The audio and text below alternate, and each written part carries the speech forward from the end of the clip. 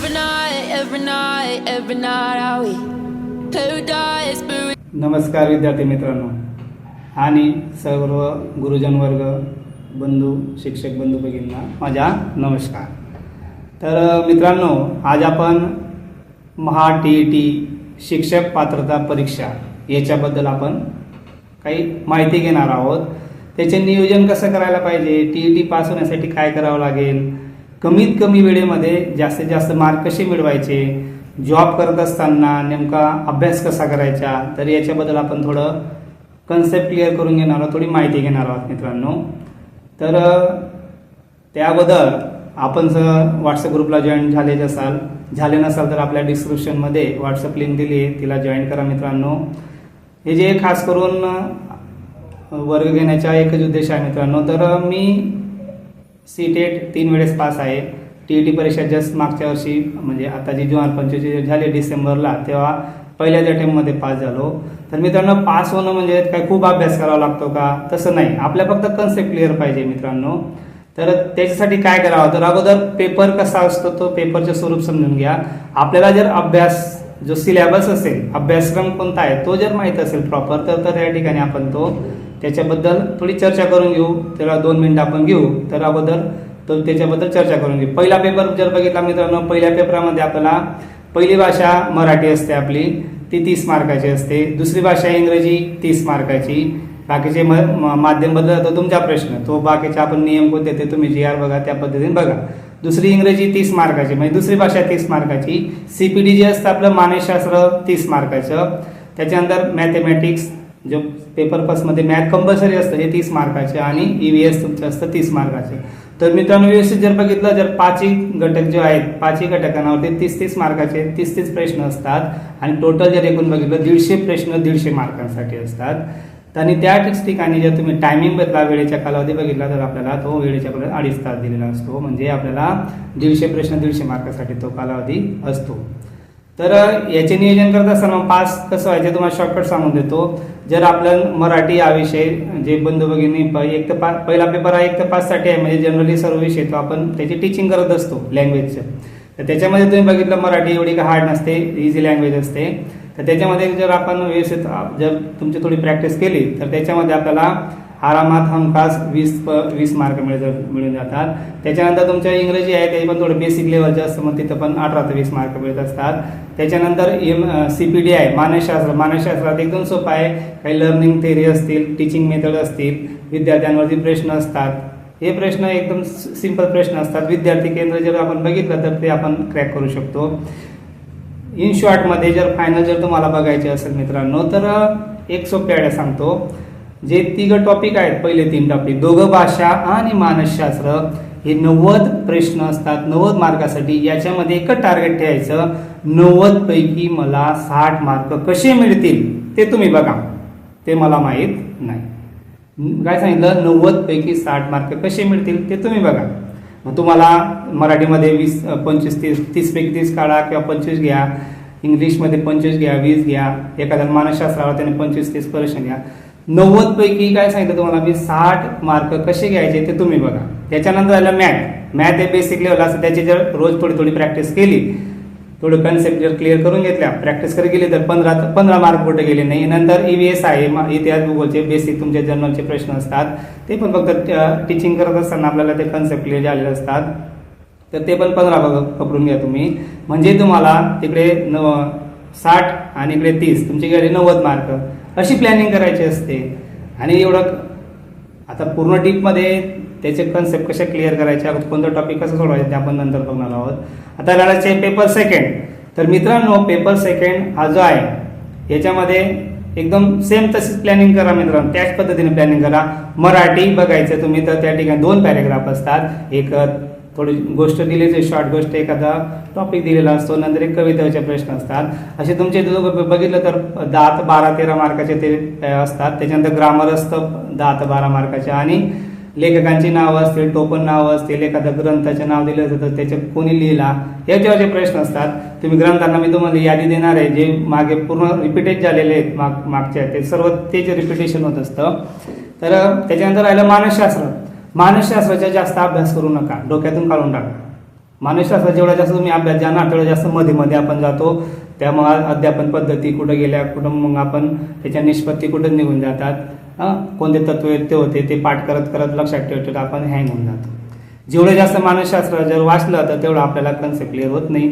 एक सोप्या आयडिया, मानसशास्त्र जास्त प्रश्न वाचायचे आणि विद्यार्थी केंद्रीचे प्रश्न असतील तर आपण पेपर सेकंडला सोडत असताना एक लक्षात ठेवायचे मित्रांनो, पेपर सेकंड हा 6वी ते 8वीच्या विद्यार्थ्यांसाठी असतो. आपण जे 7-8ला बंधू भगिनी टीचिंग करतात ते बरोबर त्यापर्यंत त्यांचा विचार करतात, परंतु जे 9वी-10वीला असतात टीचिंग करणारे विद्यार्थी, ज्युनियर कॉलेज टीचिंग करणारे विद्यार्थी असतात, ज्यावेळेस आपण प्रश्न सॉल्व्ह करतो, प्रश्नपत्रिका सोडवतो ते आपण तो विचार करतो त्या विद्यार्थ्याचा, आपण कोणत्या वर्गाच्या प्रश्नपत्रिकेसाठी अभ्यास म्हणजे फॉर्म भरला आहे 7-8 साठी, तर प्रश्न सॉल्व्ह करत असताना त्या विद्यार्थ्याच्या डोक्यात विचार करायचा 6वी ते 8वीच्या वयोगट किती आहे तो विचार करूनच आपण प्रश्नांचे उत्तर घ्यायचं.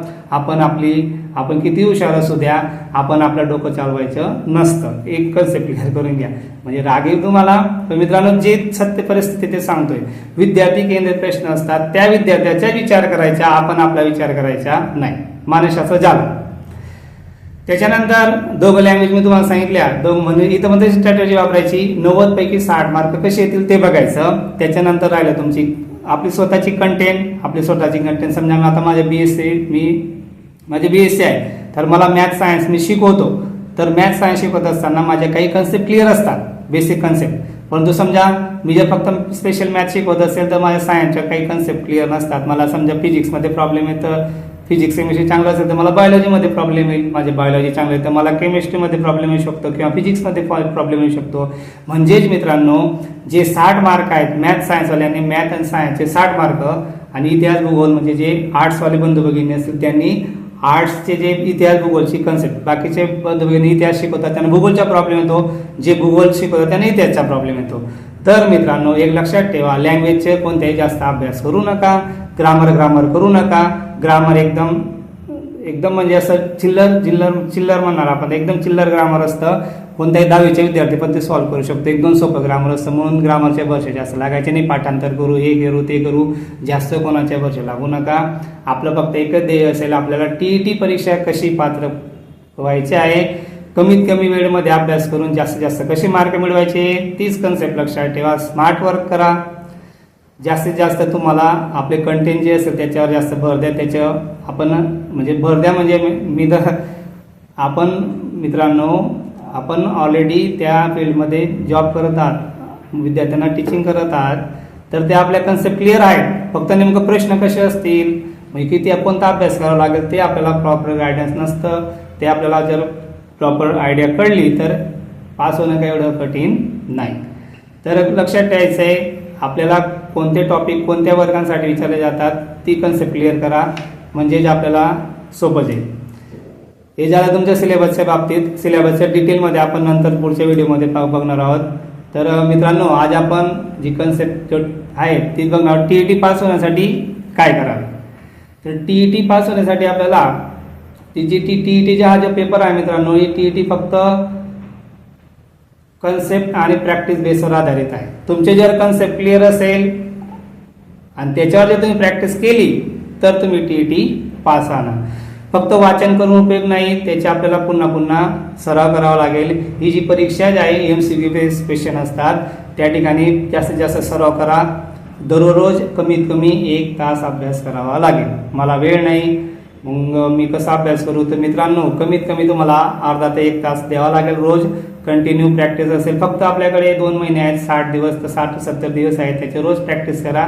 एकदम इझी होऊन द्या. जास्तीत जास्त बारडवरती वाचू नका, फक्त स्मार्ट वर्क करा. पुन्हा सांगतो मी, स्मार्ट वर्क करा, कन्सेप्ट क्लिअर करा.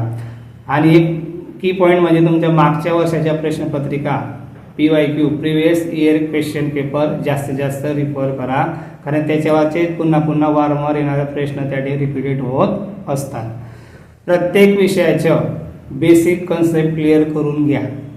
प्रत्येक विषयाचा अभ्यास करत असताना एखादा प्रश्न असेल, टॉपिक वाचला तुम्ही, तर याच्यामध्ये 4 ऑप्शन, हा ऑप्शन कुणासाठी असेल. आपण शिक्षक असतो, आपण शिक्षक आहात, आपण ते प्रश्नपत्रिका विद्यार्थ्यांसाठी काढत असतो. आपण विद्यार्थ्यांना त्याच्याबद्दल मार्गदर्शन करत असतो. म्हणून आपल्याला जे प्रश्न बघितल्यानंतर, चारही ऑप्शन बघितल्यानंतर, चारही पर्याय बघितल्यानंतर आपल्याला लगेच कळतं की या ठिकाणी कोणता प्रश्न, हा प्रश्न कोणासाठी असेल, हा पर्याय कोणत्या प्रश्नासाठी असेल, आपल्याला लगेच कन्सेप्ट क्लिअर होत असते मित्रांनो. अशा पद्धतीने जर प्रॅक्टिस केली तर आपण TET हमखास पास आहात. आता योग्य नियोजन, अभ्यासाचे नियोजन कसं करायचं? मग आमच्याकडे ते वेळ नाही, मग काय करू? मग मी फक्त माझ्या कंटेंटचाच अभ्यास करेल, मी फक्त किंवा भाषेचा अभ्यास करेल, बाकीचे तुक्का मारून देऊ, अशी चुकी कधी करू नका मित्रांनो. जर तुम्ही व्यवस्थित जर सिलेबस बघितला असेल तर 5 घटक आहेत, 5ही घटकांना त्यांनी समान गुणदान पद्धत दिलेली आहे. व्यवस्थित बघा, प्रत्येक घटकाला 30 मार्काचे प्रश्न आहेत आणि 30 मार्कांचे साठी आहेत. म्हणून तुम्ही काय करायचं, प्रत्येकाला जर तुम्ही न्याय दिला तरच ते आपल्याला न्याय देतील, हे लक्षात ठेवा. जर तुम्ही त्याला एखाद्या घटकला लावून दिलं, जाऊ द्या याला तुक्का मारून देऊ, ते पण तुम्हाला तुक्का मारून देतील, हे लक्षात ठेवायचं.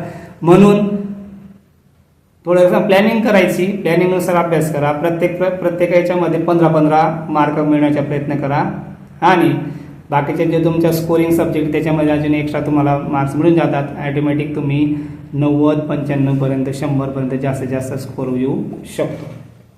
त्याच्यानंतर मग कमीत कमी जास्तीत जास्त अभ्यास कसा करायचा? आमच्याकडे तर वेळ नाही, मग काय करावं लागेल? काही नका करू. जे आपले वीक टॉपिक आहेत, मी सुरुवातीला बोललो तुम्हाला, समजा जर माझ्या बायोलॉजी कन्सेप्ट क्लिअर नसेल तर बायोलॉजी कन्सेप्ट क्लिअर करणार. 7वी 8वीचे पुस्तकं, त्याच्यामध्ये कोणते प्रश्न विचारले जातात किंवा मागच्या वर्षी त्या टॉपिकवर कोणते प्रश्न विचारले गेले, जे वीक टॉपिक आहेत, जे मला समजत नाही त्याच्यावर कोणते प्रश्न विचारले गेले, त्याची जास्तीत जास्त प्रॅक्टिस करायची.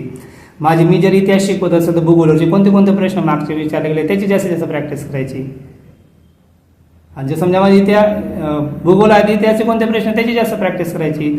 अजून परत रिपीट करतो मित्रांनो, भाषेचे, ग्रामरचे जास्त वाचन किंवा पाठांतर करू नका. फक्त प्रश्न बघा, कन्सेप्ट लिहून जातात. एकवचन, अनेकवचन, काळ ओळखा, त्याच्यानंतर म्हणी असतील, वाक्प्रचार, हे लिंग बदला, हे सर्व सोपं आहे, ते आपल्याला माहीत असतं, बेसिक नॉलेज आहे. दररोज 50 ते 100 प्रश्नांची MCQ प्रश्नांची प्रॅक्टिस करा. दररोज आपल्याला किती मिनिटं लागेल? 10 ते 20 मिनिटं, 15-20 मिनिटं लागेल मित्रांनो. रोज 15 ते 20 MCQ प्रश्नांची प्रॅक्टिस करा. जर तुम्ही रोज ती प्रॅक्टिस केली तर आपला कॉन्फिडन्स वाढतो आणि आपल्याला आयडिया येते मित्रांनो. फक्त जास्तीत जास्त काही बघू नका, आपले व्हिडिओ बघा, जास्तीत जास्त लोकांपर्यंत शेअर करा, तुमच्या पूर्ण सर्कलमध्ये शेअर करून द्या, जेणेकरून सर्वांना त्याचा फायदा होईल. सर्वांनी जास्त व्हॉट्सअप ग्रुप जॉईन व्हा. एका दिवशी मला वेळ नसतो तर मी व्हिडिओ येऊ शकत नाही, त्याला माफी मागतो मी. तर मित्रांनो, जास्तीत जास्त लोकांपर्यंत पोचवा. जर सबस्क्रायबर वाढले आपल्या चॅनलला तर मी डायरेक्ट लाईव्ह येईल, म्हणजे रेकॉर्ड करून त्या माझ्या पण वेळ वाचणार आहे. माझ्या पण भरपूर कामं असतात, मी पण माझी शाळा असते, त्याच्यात त्याचे भरपूर कामं असतात. शेवटचा टॉपिक तुम्ही कुठेतरी लिहून घ्या, repeated topic is equal to high score. पुन्हा सांगतो मित्रांनो, हे बघा तुम्हाला हेडिंग दिसत असेल, repeated topic is equal to high score. म्हणजे याचा अर्थ काय मित्रांनो, मागील जे प्रश्नपत्रिका आहेत त्यामध्ये कोणते टॉपिक पुन्हा पुन्हा रिपीटेड झाले आहेत, कोणते प्रश्न पुन्हा वारंवार रिपीटेड झाले आहेत, त्यांचा जास्तीत जास्त सराव करा मित्रांनो. त्याच्यावरचे हमखास प्रश्न जे तसे तेच प्रश्न येतील किंवा फिरून फिरून तेच प्रश्न, त्याच टॉपिकवरचे, फक्त प्रश्न बदलत असतो पण टॉपिक तोच असतो.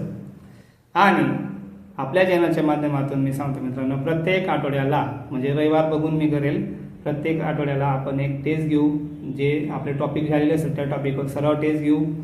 जास्तीत जास्त माझा एकच उद्देश आहे मित्रांनो, आपले सर्व बंधू भगिनी जास्तीत जास्त लोकांनी TET परीक्षा पात्र व्हावी. आणि माझे एकच असेल, आपल्या चॅनलला सबस्क्राईब करा, लाईक करा, शेअर करा, जास्तीत जास्त लोकांपर्यंत पोचवा, जेणेकरून मला पण उत्साह येईल आणि आपल्याला जास्तीत जास्त देण्याचा प्रयत्न करेल.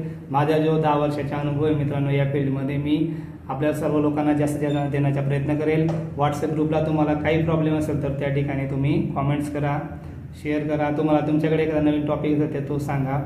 तर बाकीचे जे व्हिडिओज असतील ते आपण दररोज एक व्हिडिओ किंवा एक दिवसाआड एक व्हिडिओ येत राहील.